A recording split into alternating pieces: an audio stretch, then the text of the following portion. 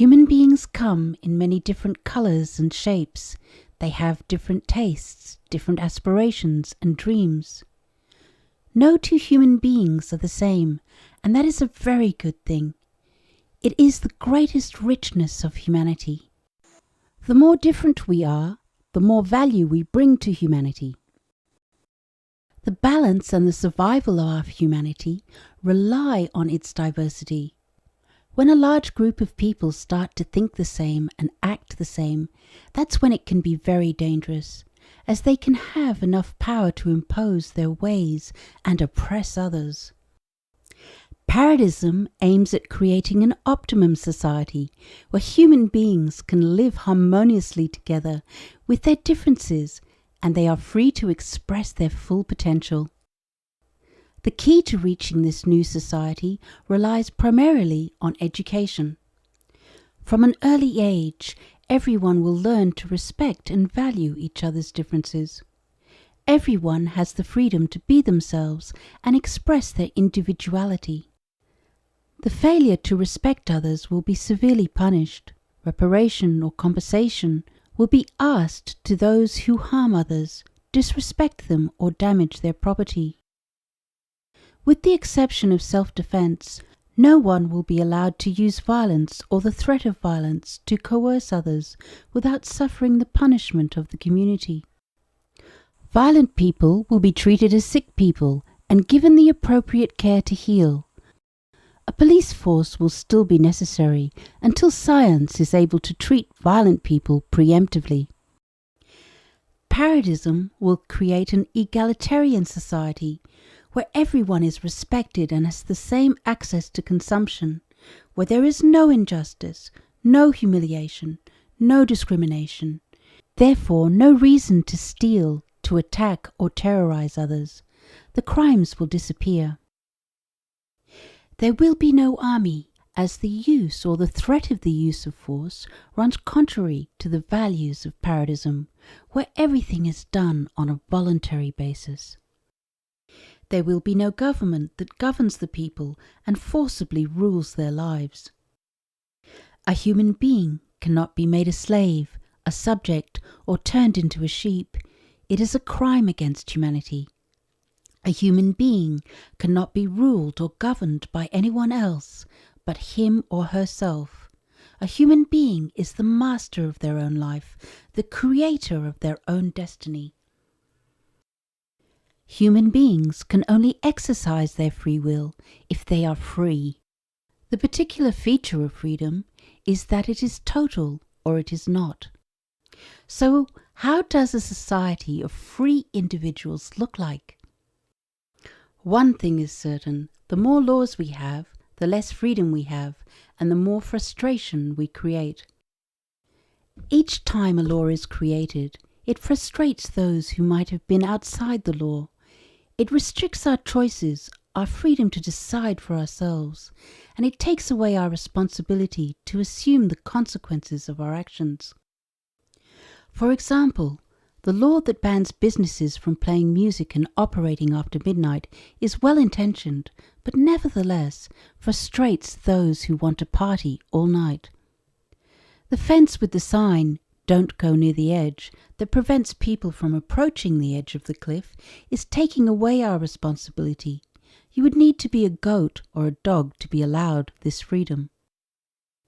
A law as widely accepted as "you shalt not kill" is actually not really suitable in cases like self-defense, euthanasia, abortions. There will always be circumstances where people may require extreme behaviors that fall outside the law. If it is true for "you shall not kill," it is true for everything. A ban of violent behaviors is another good example.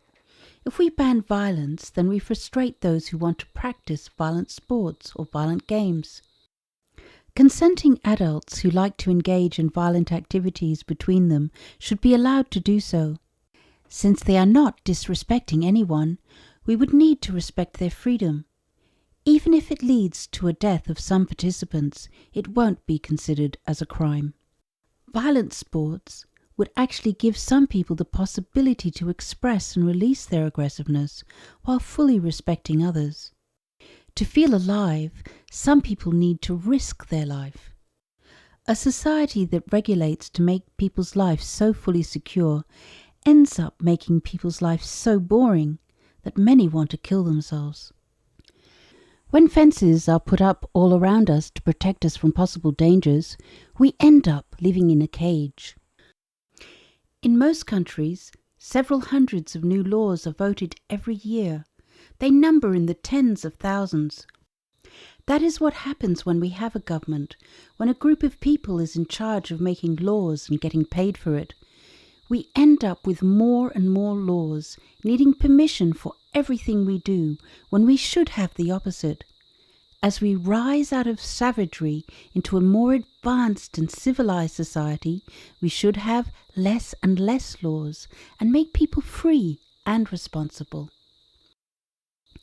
A ruling class, an elite, a government will always seek to conform and normalize human behaviors as it makes it easier to control. They will understandably seek to educate and condition the population so as to make the people submissive to their authority and better serve their interest. We have been so conditioned, we have become domesticated. Since early childhood, we have been submitted to an authority. We have learned under threat to obey so many rules. We have been trained to glorify the law as our great protector. No surprise that we find it difficult to imagine how a world would not collapse without a group of people that set and enforced laws. A society without government seems unreal, a utopia that would never work. However, when people think about what being human really is and what free will really means, eventually they realize the whole idea of being subjugated to an authority and to forcibly abide by other people's rules goes against their very nature. How can free human beings be imposed laws and rules they didn't agree to in the first place? How can they be threatened by the barrel of a gun and put in jail if they don't comply? The future generations will be horrified to know that we were putting human beings in cages. How could human beings ever think of such a system for themselves? The conscious ones, those who rise above the conditioning, the free thinkers, will always rebel against authority. Only those who are still domesticated can accept the authority of a master. Past and current history has shown it again and again. Government after government, it doesn't work. And it will never work, as it is based on coercion and the use of force to impose laws onto individuals who aspire to be free. Isn't it the definition of insanity to repeat again and again something that doesn't work? The necessity of an authority is a paradigm so strong we are blind to our own blindness and insanity. A lot of deconditioning will be necessary before people think as free men and women, and once they do, the very idea of a group of people ruling their life will become unbearable. In animal societies, there are no governments that make laws and enforce them. They don't need any. There already exist natural forces that keep everything in balance and in harmony. Nature has already its own set of laws, the natural law, that regulates the life of all that is living, including humans. In the northern regions, if people don't cut wood for winter, they will freeze to death. That is the natural law. There is no need for another law that forces people to cut their wood. People will do it because they cannot deviate from the natural law without suffering harsh consequences. If we eat the wrong food, if we eat too much or too little, we get sick. If we don't respect the environment, we will suffer a lowering of our quality of life and endanger our survival. There are natural forces at play that enforce the natural law. We are not given the choice here. We have to follow the natural law or we will disappear. Same if humanity doesn't stabilize quickly its population. The natural law ensures humanity doesn't expand beyond the limit of sustainability without suffering harsh consequences. We are forced by nature to adopt a responsible behavior and to stabilize our population. We still have our free will and our freedom to transgress the natural law, but there are consequences if we do. Like for all species, whether they live in a society or not, all that we need to live harmoniously with our peers and our environment is already in the natural law.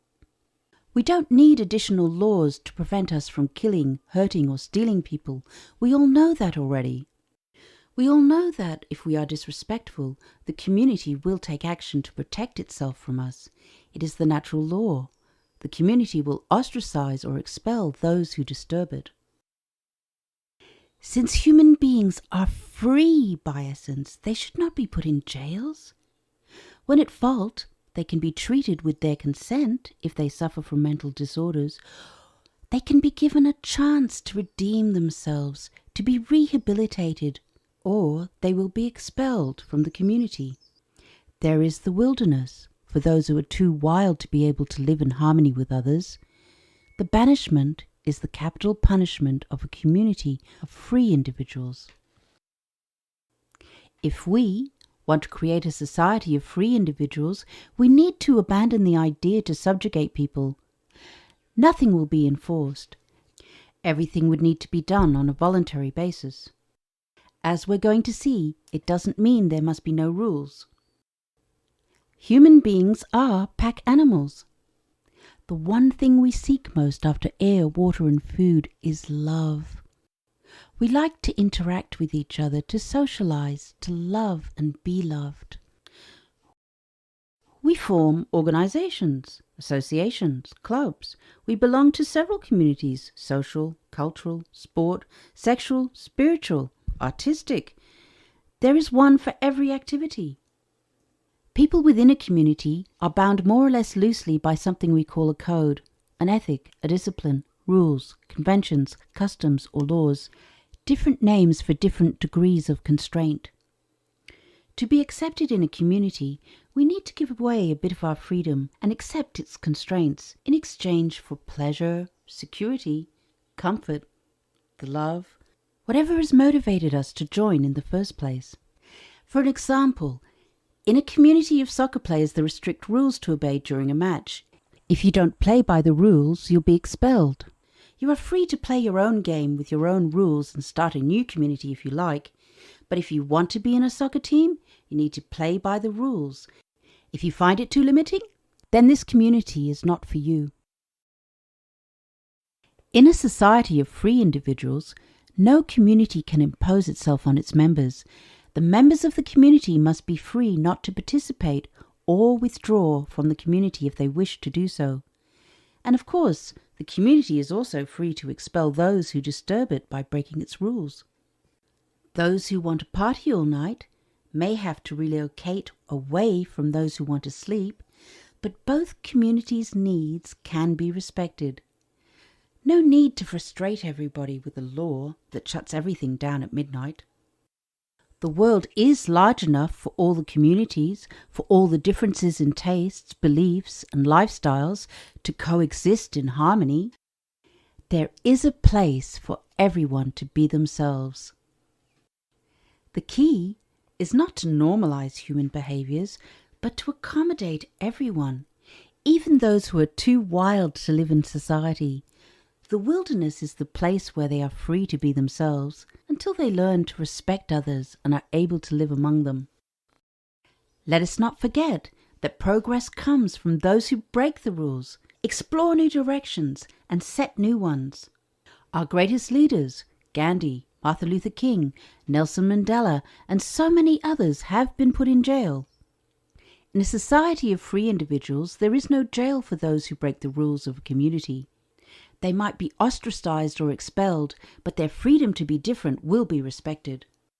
They will be free to start their own community if they wish. If they are right, the new community will thrive and the old one will decline. That will ease greatly the martyrdom of the revolutionary contributors to humanity's progress. The communities are self-regulated. Every community comes with its own conflict resolution or judicial system, and every member is made aware of its do's and its don'ts. In the case of a soccer community, all the digital power is given to the referee. In a company, it is the CEO. Some communities may adopt a consensual or democratic approach. Others may be run by a king or a pope. As long as members adhere to a community voluntarily and are free to leave when they wish, how they deal with themselves is their own business and their responsibility only. When a community deals with another community, it is up to them to agree on a conflict resolution process. There are no laws or special jurisdiction that is imposed onto them to regulate their relationship. The same applies for two people. It is their responsibility to agree on a process to settle their dispute. Paradism proposes to create an organization that will look after all what people decide to share in common. This organization will be in charge of the resources, the energy, the money supply, the hospitals and the roads, and all other communication systems, and ultimately all the production and the distribution of goods and services as they are being progressively automated and communitized. This organization will have a steering committee that we will avoid calling a government, so as not to create any confusion with any governance over the people. This steering committee will administrate and rule within the organization, but not rule the people. As the purpose of this organization is to satisfy people's needs and desires, we could call it the Health and Happiness Support Center. There is no need for politicians anymore. Thanks to technology, people don't need to be represented when they can directly communicate their needs and desires to big computers which will process them. Computers can do a far better job at satisfying, harmonizing, and optimizing people's needs. To calculate the number of homes, hospitals, mobile phones, potatoes, and sports shoes that need to be produced with the resources we have is a mathematical problem, not a Republican or Democrat one. As technology progresses, the members of this organization will be replaced by robots and computers. At this stage, we will have arrived at a free society without work. Money will become unnecessary and will disappear. Humanity is a biological entity made of humans, just like our body is made of cells, which are also living beings with their own individual needs and autonomy. The cells group together to form organs which are communities of cells that agree to bound together to fulfill a certain function. The cells are happy and willing to be bound together and fulfill their function because it is programmed in their genetic code. Expressing its genetic code gives a cell a sense of well-being and happiness while contributing at the same time to a higher purpose.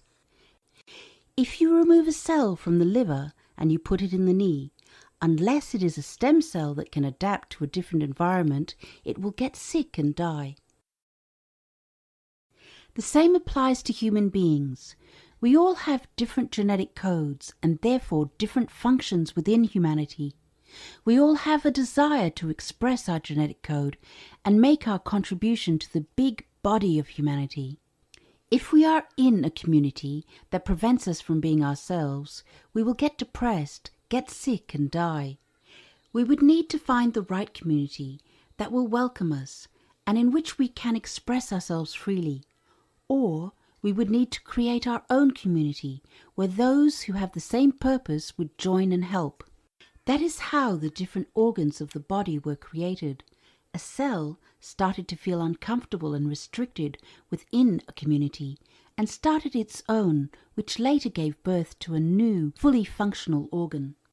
In the body, all the different communities of cells have their own rules to which the cells voluntarily abide, and all the different communities coexist harmoniously. There is a place for everyone to express themselves and thrive. All the functions of the body can be found within the cell and within humanity: energy production and transportation, digestive system, food supply, and waste disposal mechanism, etc. In the body, all of this is coordinated by the brain, which processes the signals sent by the cells and then sends its own signals back to the organs and the cells to activate or inhibit their functions. In this analogy, the The computers of the Health and Happiness Support Center will be the equivalent of the brain and the nervous system. It will collect the information coming from all the people and send the signals to activate or deactivate the different operations necessary for the satisfaction of their needs. The steering committee would be like the consciousness that supervises, harmonizes, and delivers guidance to humanity. It could be called the Planetary Council, the World Council, or the Council of the Wise. Humanity will select its members amongst the wise, the visionaries, those who contribute and care the most for the well-being and happiness of the whole. They will not rule and set laws, but give advice, and let the people be free to follow them or not. People perform much better when they are self-directed. It applies also to learning and to children too. Children who learn by themselves and are given the total freedom of what they learn achieve better results than those whose knowledge has been enforced through the school system. School is where children get domesticated the most, where they learn to conform and obey authority, as well as getting crammed with a lot of stuff they will never use in their life. Thanks to the internet, the children can have access to all the knowledge they seek. How can we teach our children not to bully other people if we ourselves bully them into doing things they don't like? If we want to make our children the free individuals of the future-free society, we must let them be free to choose the direction in which they want to grow. With Paradism, nothing will be enforced, and this applies also to knowledge.